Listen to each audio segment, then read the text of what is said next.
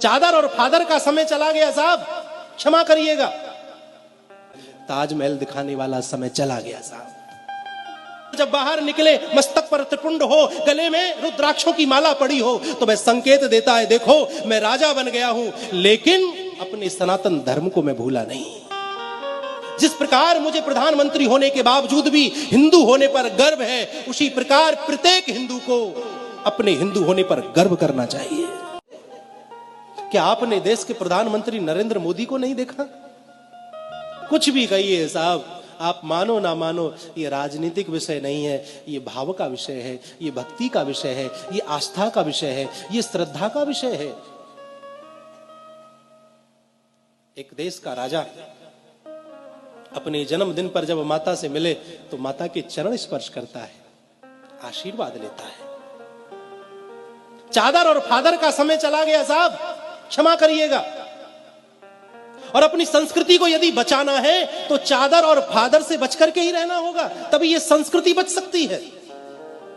वो समय चला गया जब कहीं जाकर के चादर चढ़ाई जाती थी, कहीं जाकर के फादरों से मिला जाता था। अब समय वह आया कि जब अन्य किसी देश का राष्ट्रपति प्रधानमंत्री आता है तो हमारे देश का प्रधानमंत्री उसे ले जाकर के गंगा जी की आरती कराता है। महाराज, ये दृश्य मंदिर देवालय में ले जाकर के बड़े बड़े राष्ट्रपति को बिठा देता है, मंदिर दिखाता है, ये देखो हमारा ये मंदिर। ताजमहल दिखाने वाला समय चला गया साहब। इस देश की संस्कृति को मजबूत किया जा रहा है और फिर भी हिंदू ना समझे तो फिर समझ नहीं सकता। वो संवैधानिक दायरे में है, वह आपको स्पष्ट रूप से नहीं कह सकता, वह आपको झलकियां दिखाता है। जब वह पशुपतिनाथ में जाकर के 8-8, 10-10 घंटे बैठ करके ध्यान लगाए और जब बाहर निकले मस्तक पर त्रिपुंड हो, गले में रुद्राक्षों की माला पड़ी हो, तो वह संकेत देता है देखो मैं राजा बन गया हूं, लेकिन अपने सनातन धर्म को मैं भूला नहीं। जिस प्रकार मुझे प्रधानमंत्री होने के बावजूद भी हिंदू होने पर गर्व है, उसी प्रकार प्रत्येक हिंदू को अपने हिंदू होने पर गर्व करना चाहिए। जब केदारनाथ में हमारे देश का राजा जाए और वहां ध्यान मुद्रा में बैठे और जब वहां से निकले भगवा वस्त्रों में, मस्तक पर विद्यमान त्रिपुंड, गले में पड़ी हुई रुद्राक्ष की मालाएं, वो चाल, वो शान, वो आंखों में तेज, अगर इस तेज को देख करके भी हिंदू ना समझे तो मैं समझता हूं कि फिर हिंदू समझ भी नहीं सकता है। अपने पतन का कारण आप और हम खुद हैं। हमने मस्तक पर चंदन छोड़ दिया, हमने चोटी रखानी छोड़ दी, हमने गले कांधे पर जनेऊ धारण करना छोड़ दिया, जिह्वा से हमारे मंत्र गायब हो गए। अपने पतन का मुख्य कारण तो हिंदू है। कितने आताताई हुए महाराज, बड़े बड़े राक्षस इस पृथ्वी पर जन्मे, वह सत्य सनातन धर्म को नष्ट नहीं कर सके। ये तो किस खेत की मूली है महाराज, मूली तो बहुत बड़ी होती है, ये तो हमारे लिए मामूली है।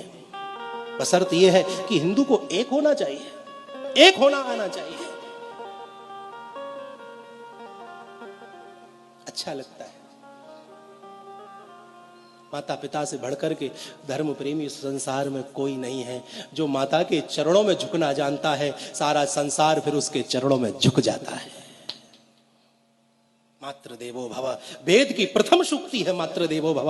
पितृ देवो भव, वेद की दूसरी सूक्ति है। मेरे भाई बहन, कितनी भी कावड़ ले आइए, कितने भी व्रत कर लीजिए, कितनी भी परिक्रमा कर लीजिए, लेकिन तुम्हारे घर में बैठे हुए तुम्हारे माता पिता, सास ससुर तुमसे प्रसन्न नहीं है, तुमसे खुश नहीं है, तो मंदिर में खड़ा हुआ जो मूर्ति है, जो एक पत्थर है, वो आपके लिए भगवान नहीं हो सकता। सिर्फ एक पत्थर से ज्यादा आपके लिए और कुछ हो नहीं सकता। जब घर में बैठे हुए माता पिता तुमसे प्रसन्न नहीं है, तो मंदिर में खड़ा हुआ भगवान या बैठा हुआ भगवान तुमसे कदापि प्रसन्न नहीं हो सकता है। ये बात मैं आपको बड़ी जिम्मेदारी के साथ बोल रहा हूं। अपने माता पिता से प्रेम करिए साहब। ये जब तक जीवित है इनका सम्मान करिए, इनका सत्कार करिए, इनका आदर करिए। इनकी आंखों में कभी हमारी वजह से आंसू ना आ जाएं, इस बात का प्रयास करते रहिए।